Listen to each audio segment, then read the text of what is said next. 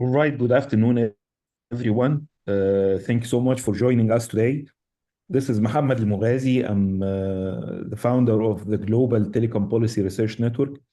This is a community that focuses on the needs of research. So people in the academia, I guess they need some enlightenment about some important UN and ITU events. In the past, we did a very successful workshop last year on the result of the World Radio Communication Conference of 2023 that was held in Dubai. And last week, we did also another webinar on the result of the WhatsApp, of the ITU WhatsApp, with a prestigious presence from the ITU and industry and the academia as well. And frankly speaking, I've been very lucky because here in NTRA, I have two of very well-known names in the internet governance realm, namely Christina Reda, my dear colleague, and Manal Ismail. We're very proud that they are both represent Egypt and NTRA. And it was my idea that to have this short meeting to give a glimpse of what's going to be discussed at the next IGF next week, because frankly speaking, many important topics are usually overlooked in the academia. And let me remind you that this meeting is recorded and it's going to be shared with the telecommunication policy research community in our next issue to be published next month, and also through our newsletter to the academia community. With that, I have finished my introductory remarks, Christine, and the floor is all yours. Thank you very much, Mohammed, and thank you for thinking about introducing the IGF to the academic sector. I understand we have around 30 registrations for today. Maybe people will be still coming in, but it's good that we're starting. And I think it's a very good thing to do that. It's very timely as well to be launching that from this network, because as I keep saying, the IGF is coming back to the region, and this is a very good thing after the IGF that was in Egypt, in Sharm el-Sheikh. Anyways, the session of today is meant to actually give an overview on the IGF as a platform, as a process, a bit of its history, something about the evolution of its ecosystem across the last almost 20 years, and then give also a view on this year's IGF, which is taking place in less than a week in Riyadh. And also have a projection to the future, given that there is so much happening in the governance area on a global level. We will talk also about the GDC and the upcoming WSIS Plus 20 review. I apologize if there are a lot of acronyms. If anyone thinks that the acronyms need explanation, you can just simply text in the chat. There will be room for Q&A at the end of the session, and there will be time also for you to understand more.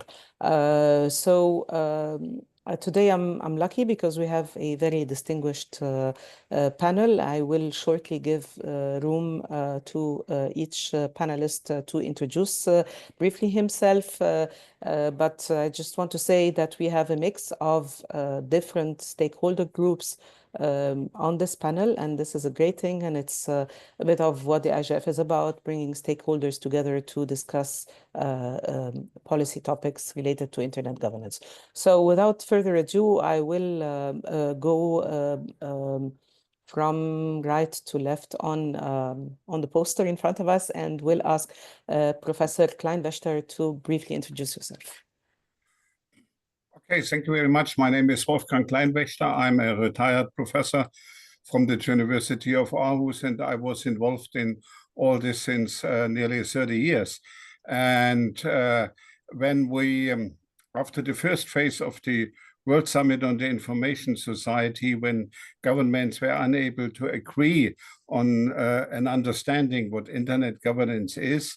So Secretary General of the United Nations, Kofi Annan, established the working group on internet governance, where Markus Kummer was the secretary. And this was a very interesting working group. It was the first, let's say, UN multi-stakeholder group, because the group included not only governmental representatives, but also people from the private sector, from the civil society, and from the technical and academic community.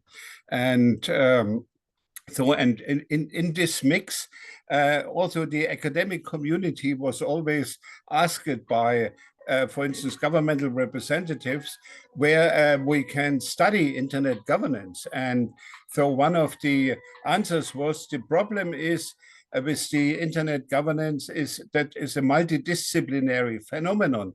So you can study law, business, informatics, but internet governance is a mix of everything. And so the recommendation was to work on in not only in a multi-stakeholder environment, but also in a multidisciplinary environment.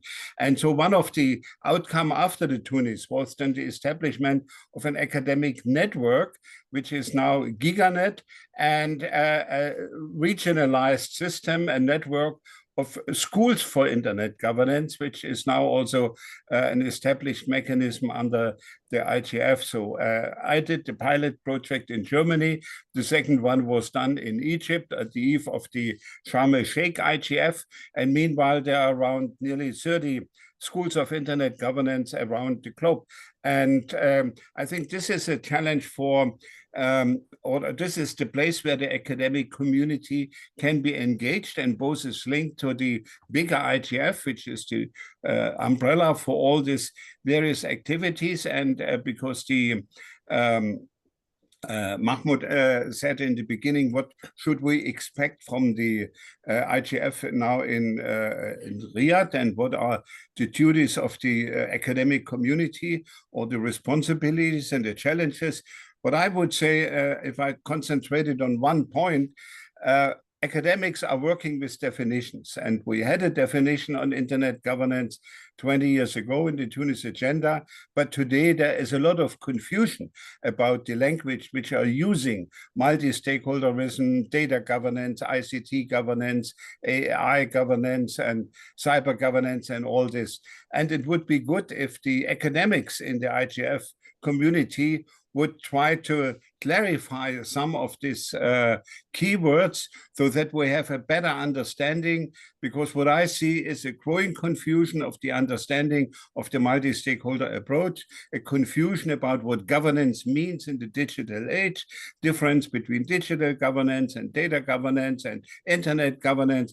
So, and this is a challenge for the academics to bring more clarity and a better understanding to the broader internet community and the whole internet governance ecosystem. Thank you. Thank you so much, Wolfgang. Indeed, I think definitions are something that is very important, and I think maybe we can, at the end, come back to you and reflect on a bit also maybe on the Net Mondial plus 10, because it's also starting to look at definitions of what multi-stakeholder is, and I think that is also very relevant to the academic community. I will turn next to Henriette. Henriette, if you can briefly introduce yourself, and then also maybe reflect on why the IGF is so important at this stage before we move, and maybe just quickly introduce yourself and give us an overview, and then we can come back again to you more on the GDC as well after that. So Henriette, the floor is yours. Thanks very much, Christine. So my name's Henriette Esterhuizen. I'm based in South Africa. I am part of civil society, but collaborate with other stakeholders and believe that is essential to digital development. I'm currently senior advisor on internet governance with the Association for Progressive Communications. One of my key roles is convening the African School on Internet Governance, which just took place in Addis Ababa very recently. I also served for a period as chair of the UN IGF MAG and have also worked closely with the IGF, the regional IGF in Africa. I was very excited when I saw Mohammed's message. I think this is such an important topic. And I think it's important because, and I'm speaking here very much from an African perspective and a developing country perspective, a global South perspective, evidence-based policy is essential. We have so many ICT, internet, digital policy imperatives that we are facing, either from a regional perspective through, for example, in Africa, we have a regional digital transformation strategy, an African Union data policy framework, lots of initiatives where African states are expected to respond. We have global imperatives. We have now the Global Digital Compact, which Christine mentioned. All of these initiatives require data, they require analysis and evidence. And these are resources which member states, many governments in the global south simply do not have sufficient capacity to be able to generate that data, to generate that analysis in-house. The same applies to those of us from civil society who are trying to participate and present critical perspectives on digital development. We are so reliant on academics. And if we don't have academics within our midst, and if they don't understand, if the academic and research community don't understand the challenges that we are facing as practitioners and implementers, whether we are facing them from a technical community perspective or a public sector perspective or a civil society perspective, if academic and researchers don't understand our needs and our context, then they are not necessarily going to be able to do the type of research and package it in a way that is usable for us. And I think that's one of the real strengths of the IGF. It's a space where not only can implementers get together and interchange with academic and research communities. It's also a space where research can be conducted, and it's also a space where the academic and research community can just be better positioned or position themselves more effectively to ensure that their work is relevant and that it meets needs. And I'm not saying that their independence should be compromised. I think the independence of the academic community is essential, but independence and understanding of what the needs are not mutually exclusive. Back to you, Christine. Thank you, Ariette. And since you also mentioned the School on Internet Governance, I think this is something as well that we might need to look at, because one of maybe the things that inspired me many, many years back was to see that Wolfgang introduced at the University of Aarhus a track on Internet governance, which was to me kind of a surprise, because usually it's not something that you see commonly in universities. And so maybe we can also later reflect on if the schools on internet governance can actually evolve into going into the academic sector in a more constructive way, and how this can also be taken not in the developing world, because this is where it's a bit more rigid to introduce new university tracks. But we can get back to that. I will now maybe turn to Marcus. Marcus has been hands-on with the IGF for many, many years, and I will give him the chance also to introduce himself. But I think also, Marcus, you can maybe take us through this journey of 2 decades, how the IGF ecosystem has actually from even your personal perspective, has evolved into producing a more comprehensive, inclusive, and empowering platform that it is today. Marcus, over to you. Thank you, Christine, and hello, everyone. It's a great pleasure to join this meeting and build on what Wolfgang and Ariette have said. Yes, I'm also one of the old-timers, been with the WGIG first, WGIG veteran, first with the Swiss government, and then as the executive coordinator of the working group on internet governance first, and then of the IGF second. But I would like to go back to what Wolfgang said, and let's look again at the deliberations we had at the working group on internet governance. When we were struggling with coming up with a working definition on internet governance, we early on realized that it was a very broad issue which related to more than just the technical underpinnings of the internet. And we also realized there would be need for further debate and exploration. And when we came up with the idea that the discussion needed to continue and there would be need for a multi-stakeholder platform to discuss these issues related to internet governance, it was clear that the sort of role model we were thinking of was the OECD, which is a very big, well-funded organization with lots of in-house research. And we realized that would not happen with the IGF. The resources would not be there, but it would make sense to call on outside resources, and that is in particular on academics, to pool their resources and to join the discussion and to come as volunteers into the IGF and to provide their insight and their guidance from where we came and where we were heading for. And again, to begin with, when we started with WGIG, there were the UN resolution setting up WGIG recognized, apart from the governments, two stakeholder groups, civil society and the private sector. And the civil society was by and large, I would not say dominated, but clearly influenced by academics who used their interest and provided their input into the civil society being part of WGIG. And I vividly remember Wolfgang, who played a very prominent role as a civil society representative in WGIG.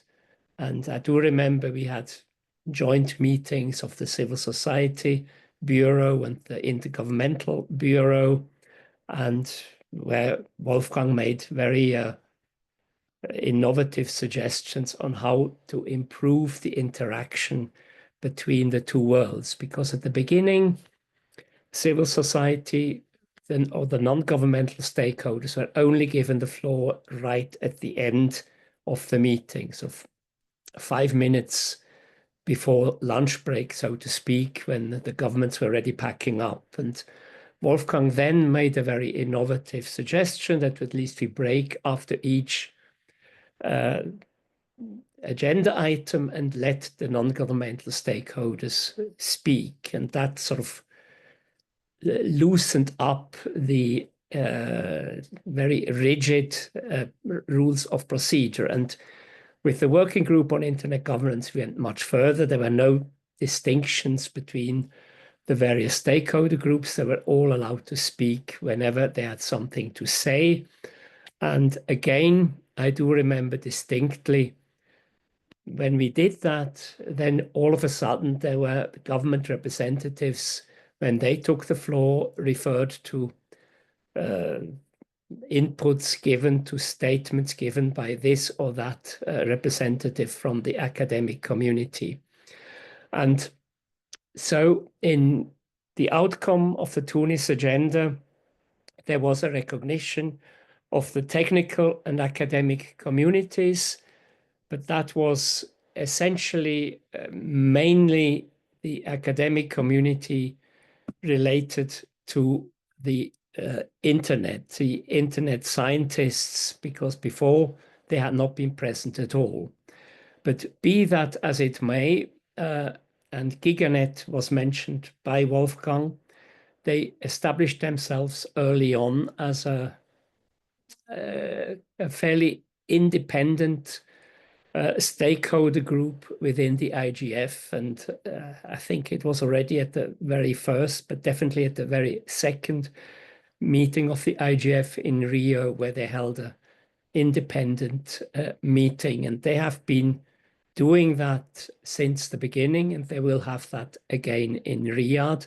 And as Henriette said, I think it's very important to get that input from people who are not necessarily involved in the operational tasks of running and administering the internet, but having some time to think about out of the box, as people say nowadays, and with a little bit more distance away from the operational tasks. And to your question, Christine, how the IGF has evolved. Well, you are a veteran as well, and you remember at the beginning, we did not know quite what to expect. It was quite an experiment, and then Secretary General Kofi Annan said it was, well, he read out a text prepared by one of my interns.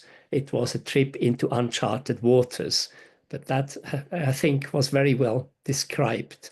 And the fact that the Secretary General took up something prepared by the Secretariat was a great honor for the Secretariat, because it showed that he agreed with what we had prepared. And at the very first meeting, people were very nervous. And especially there were those who were afraid it could lead to some kind of UN takeover. They really were very defensive, and it took some time to get over that. And I think the second meeting in Rio was still a little bit marked by this tension, and there were some statements by some participants, representatives of member states, that pointed in that direction. The third meeting in Hyderabad was sort of where I felt for the first time that the IGF community came together as a community. It was very,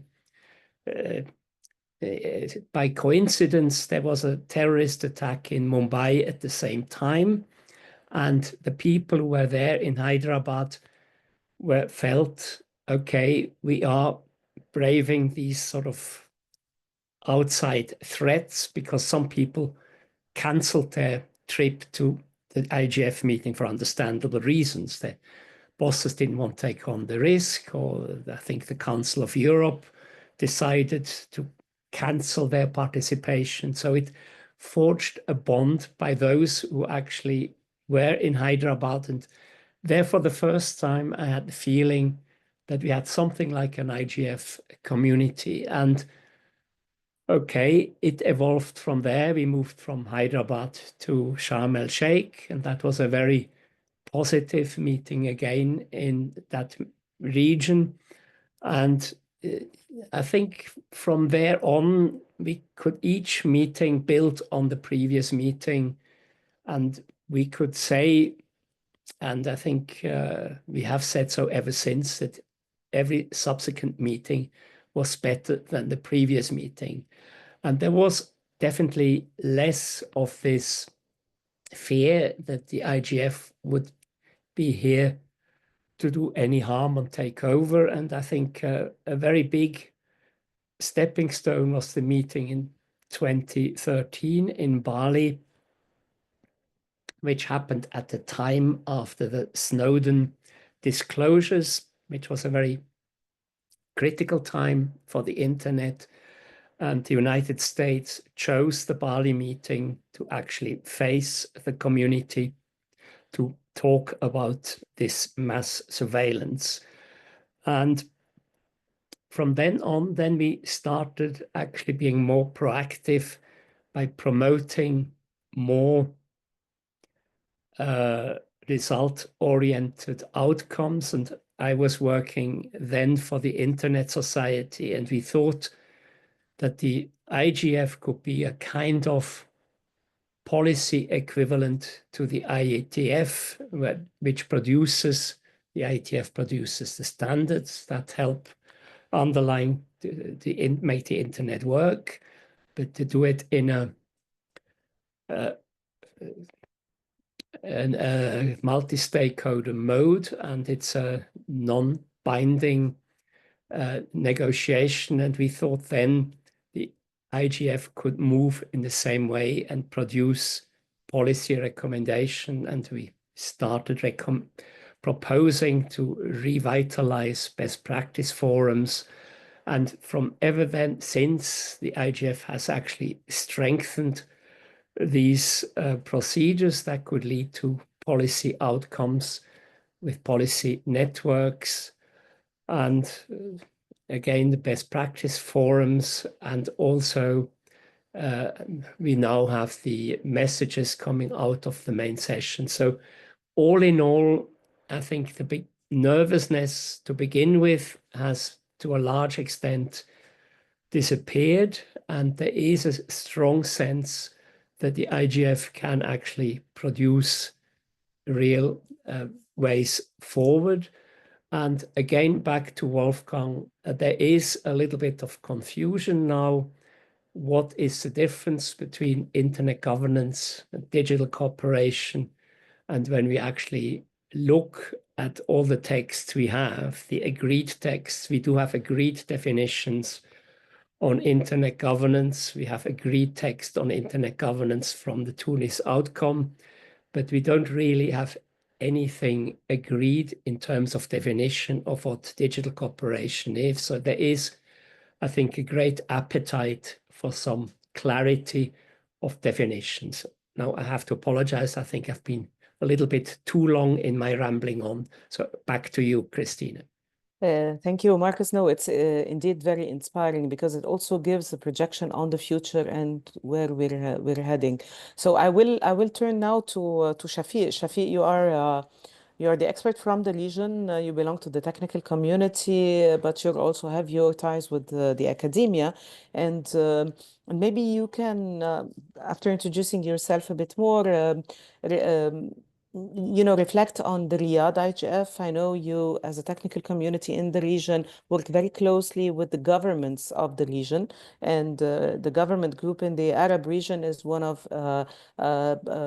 let me say, the regional groups that have been quite, I don't want to say rigid, but very vocal about their government participation. And how do you think the IGF in Riyadh can maybe build bridges? How do you see also maybe the future, if you can also reflect on the future in that perspective? The floor is yours, Shafiq. Thank you, Christine. Thank you so much. And it's really a pleasure to join the elites of internet governance. I can't say anything after them, but as you said, I will give the perspective of the regional picture on IGF. So I will start by that the Riyadh IGF is truly a turning point. Sorry, Shafiq, if you want to introduce yourself. Oh, sorry, sir. Okay, sorry. So my name is Shafiq Shaya. I'm the regional manager for public policy and government affairs at RIPE NCC, one of the 5 RIRs. I'm the chair of Lebanon IGF MAG and a member at the Arab IGF Task Force and member at the GigaNet and working closely with the League of Arab States. So just to start, as I said, so the Riyadh IGF is really an important event and is a turning point for the internet governance dialogue in the Arab region. As you mentioned, Christine, just a few years ago, the internet governance was not a priority on the region's agenda. And even the topic itself, it was not a welcome topic. That means we couldn't even talk about internet governance. Today, Saudi Arabia and the IGF is demonstrating, the willingness to be involved in the global internet governance dialogue and debate. And the importance of this event, it's really a much needed platform for our developing countries, especially across the Middle East and Africa region. Why? Because it creates the opportunity for the regional stakeholders to address their own key challenges. That means IGF or IG discussions outside the region is about Internet of Things, it's about AI, is about regulation, is about public policy. But in this region, we are still working to have the basic internet infrastructure, to have a basic stable connectivity. We need to have a basic capacity building. So these kind of issues that I believe the Riyadh IGF is an opportunity, is a venue to have these voices heard. And here is the important role of that technical community, because all what we are doing as capacity building in this region is done mainly by the technical community or by the internet organizations like RIPE, NCC, ICANN, and ISOC. So we play an important role in giving the expertise, in offering training, in offering webinar, in doing tailored meetings, in going to discuss with the government their concerns, in putting all our tools and services for the good of the community and for the good of the internet. And example of some of these initiatives, and these are really close to my heart, as I mentioned, Lebanon IGF, Arab IGF, MINOG, and the Summer School of the Internet Governance for Middle East region and adjoining countries, MIASEG. And this is, from here, I will go and highlight the concern that this webinar was organized to address, which is the need for more academic presence in the IGF discussion, in the IG discussions. It's not a secret that the academic community in the Arab region has been historically reluctant, and I can say unrepresented in internet governance discussions. And this is for many reasons that need another webinar to discuss. But I believe, once again, that the Riyadh IGF is a golden opportunity for the Arab researchers and academics to be more involved in internet governance. So events like this provide a lot of connections, lot of PR, and once again, the most important platform that researchers can connect with is the GigaNet. So I believe the day zero will be an added value and will be really interesting for academics from the Arab region. Just to conclude, some efforts has been done, and we are still doing some initiatives to push and to encourage more greater academic involvement. For example, as I mentioned, the MIASEG, or the Summer School of the Internet Governance, will be hosted this year at the Nile University in Cairo. So we are getting, or we are taking these summer schools to universities, so we can connect with the academics and researchers. Another initiative that we launched is that we are in connection with the universities, with the academia, with the to start little bit enhancing the programs, the curriculum, to introduce the internet governance topics, issues, so can be discussed between the undergraduate. And one of these initiatives is the online webinars or e-learning that the internet organization is offering. So through the RIPE Academy, for example, from NCC, we have dedicated webinars for the undergraduate on internet governance. So these kind of small initiatives, maybe it can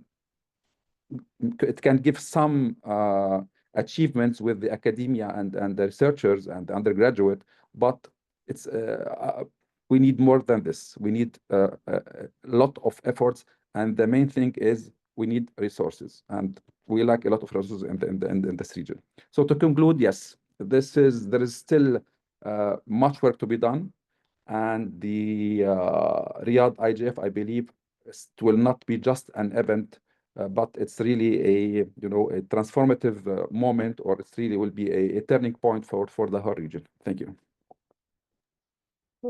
Thank you, Shafi. And it's interesting to see mostly everyone talking about the GigaNet, which I'm happy is there is a recording for the session. So I'm sure, I understand from Moghazi, the time is also quite challenging for the West Coast people. So maybe the recording will serve here. And this is why I would like us for the remaining time, maybe unless there is some pressing question from someone else that is here, please raise your hand. I will take you immediately. But in the meantime, maybe just get back to Wolfgang and think about.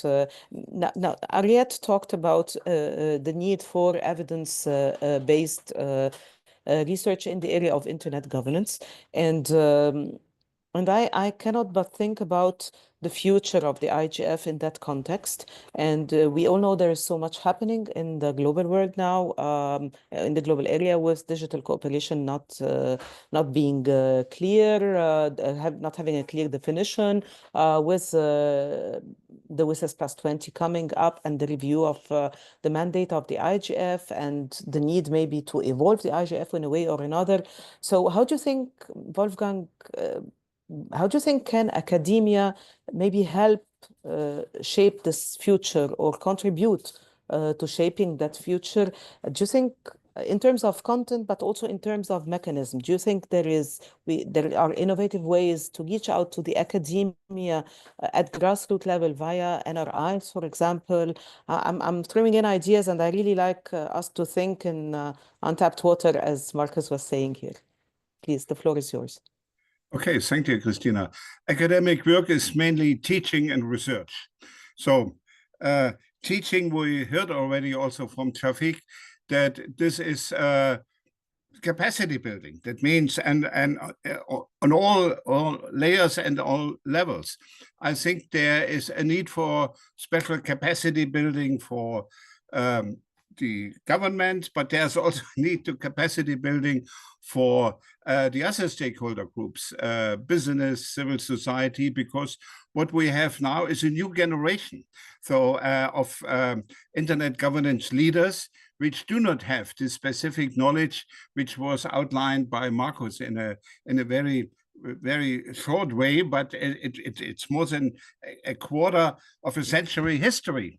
And so that means all the newcomers which come to the IGF should learn something from this history to be prepared, because if you do not understand the history, you will be unable to manage the future. So this capacity building and teaching and engaging, this is one of the first responsibilities for academic participants. And the IGF itself is a big summer school, or let's say now a winter school for internet governance, because people are coming to learn, to listen to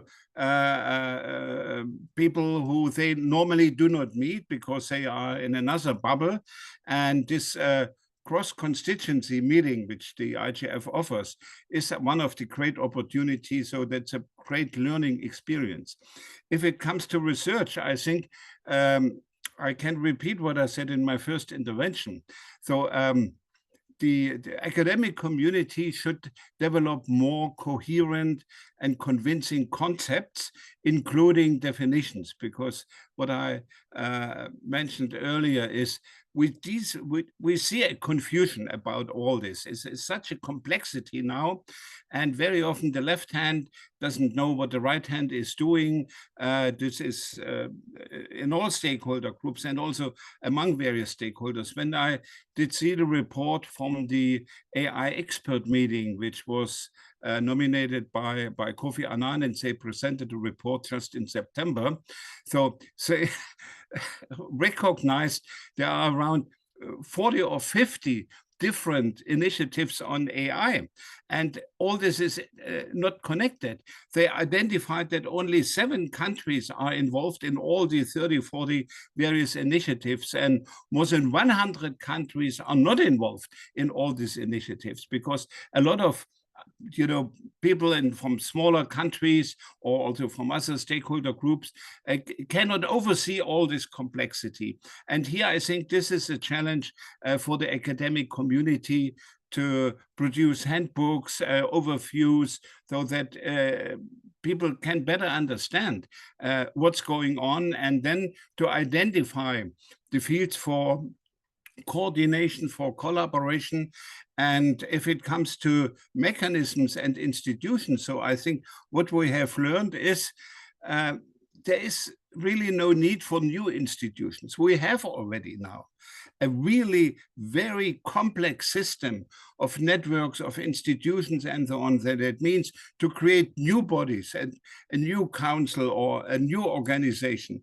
This leads only to the waste of resources and to duplication and senseless competition between different organizations. What we really need is an improvement of the existing organization, an enhancement of the existing organization. And this brings me to WGIG and also to Net Mundial +10, because we and to the understanding of the multi-stakeholder collaboration.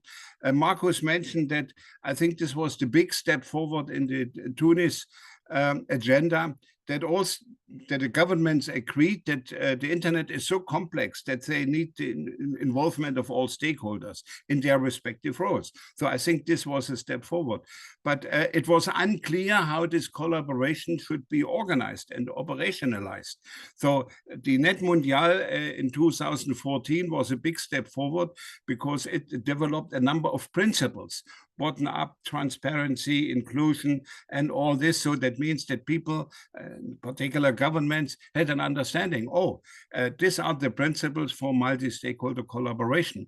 What was never discussed or formulated were the procedures for this collaboration. So, and I think the Net Mundial +10 with the Sao Paulo multi-stakeholder guidelines and the 13 guidelines and the 12 working methods are a step forward to clarify, how the so-called how of multi-stakeholder collaboration. There is no need to develop new principles or more precise. So the question is not the yes or no, the question is now how.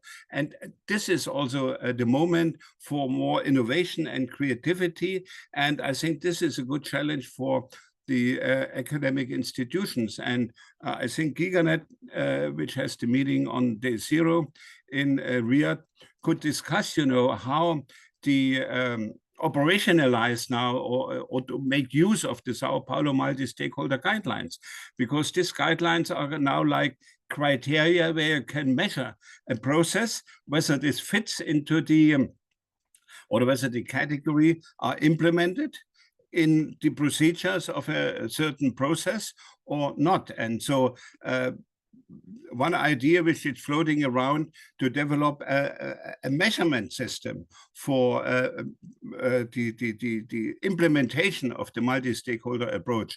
So I think all these are really big challenges for the universities, for academic institutions.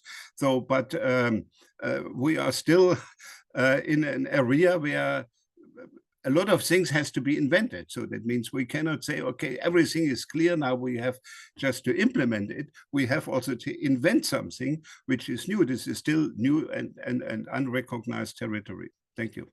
And unfortunately, I have to leave it now in around 5 minutes because I have another competing meeting. Thank you very much. Thank you, Wolfgang. We are going to wrap in 5 minutes, but I will quickly, before turning back to Henriette, maybe again, give the room to Zena if you'd like to reflect on on what you mentioned in the chat.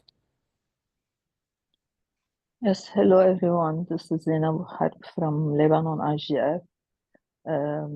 Actually, what I wanted to share is what I put on the chat. It's since we started thinking about the composition of the first Lebanese multi-stakeholder advisory committee, we insisted to have some universities and some high schools among the MAG members. So till now, it's our 5th year this year, but due to the war, you know, we postponed our event till February. But for the 3rd time, our event is hosted by a university at their campuses or outside their campuses, just to bring the students to be participating, to have the knowledge to participate in the capacity building that we do usually at the beginning of our events. This is we know this is something that it's something related to responsibility of the NRI, our responsibility in the organizing committee to engage with the stakeholders that we think should be among us. They should have a say within the internet governance in our country. So this is what I wanted to share with you. Thank you, Christine.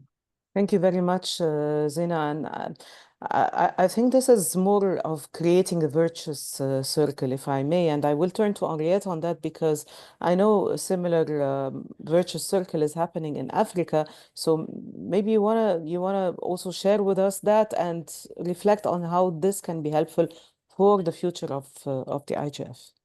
Thanks, Christine. I will, but I think I will also say that it's not always easy. But I think, you know, Zena, it's really, I think, important to use these regional IGFs. I think particularly, you know, in some parts of the world, in the global north, to put it bluntly, there are many symposiums, meetings, academic conferences that deal with internet governance specifically. There are not that many in the global south. There are not that many universities that have dedicated programs. And I think that's why the NRIs, the national and regional IGFs, play such an important role. And I noticed this, you know, Ethiopia has many regional universities. It has the National University in Addis, but it also has University of Bahir Dar. You know, there are other universities and colleges around the country. I was so impressed by how many people were at the Addis IGF. It was a regional IGF. It was, maybe they also attend the Ethiopian IGF, I don't know, but the African IGF was very well attended by Ethiopian academics. And I got the sense that it was an opportunity for them to learn. And when I say academics, I mean economists, for example. Economists were there that are interested in the African continental free trade area. I don't think they get many opportunities to discuss that. You know, so I do think we should not underestimate the role that these IGFs can play to create opportunities for academics, institutions, but also to create the kind of partnership and information sharing that we need. I also think we have to acknowledge that it's not always easy. And I'll use an example from the recent African IGF, where research was presented on Research ICT Africa, which is this think tank that has researchers all over the continent, but they are based in Cape Town. They presented the research results of their Beyond Access Household Survey that was conducted in Ethiopia. And it was very interesting because the Ethiopian academics loved this research and they thought it was very accurate. But the Ministry of Communications was a little bit uncomfortable because the data did not look good. The data made it look as if social media usage, internet uptake in Ethiopia is still very low. Now, that's no surprise to us. You know, Ethiopia has only just introduced a second operator. But the fact that this happened in the context of the IGF created a place, a kind of a safe space for these Ethiopian academics and also from private sector voices from Ethiopia to participate in this conversation and to say to the government, you know, well, maybe this data is true after all, you know, so maybe we do need to be more honest about how poor our performance is as a country. And I think even the government officials were happy with that. They wanted someone to say that, but they didn't feel they could say it themselves. But they weren't unhappy that some of the academics were saying that. So I think we should just also acknowledge that this relationship, the dynamics around evidence-based policy is often uncomfortable. There are often different interests and perspectives, but that doesn't mean that they don't add a lot of value, and that the IGF format doesn't give us the opportunity to build the types of relationships, even if they are personal relationships. And Christine, my last comment here, where I will share this experience as well, is the UNESCO Internet Universality Indicators. That's a process of UNESCO, a framework that was developed that I've participated in, and it's just being revised, and the updated version will be launched in Riyadh. The methodology of the Internet Universality Indicators relies very much on academics and on creating a country team, a research team that applies these indicators. It's not a ranking system. It's every country evaluating itself on its own terms. And it's been applied in about 45 countries already.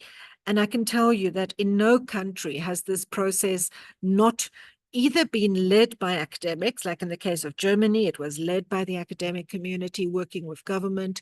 And even if it's not led by the academic community plays a very critical role in applying the indicators. And it's a very good learning tool and a partnership building tool. And I think yet another example of the kind of impact that the IGF can have. Thank you, Arinette. This is really useful, and it's amazing how many initiatives are out there. And if one can connect the dots, I think there's a very nice story to tell. I don't know if there is anyone from the floor that would like to come in. If not, I will kindly ask Shafi and then Marcus to give us maybe just a 2-minute each or 1.5 minutes each concluding remarks. Shafi, please.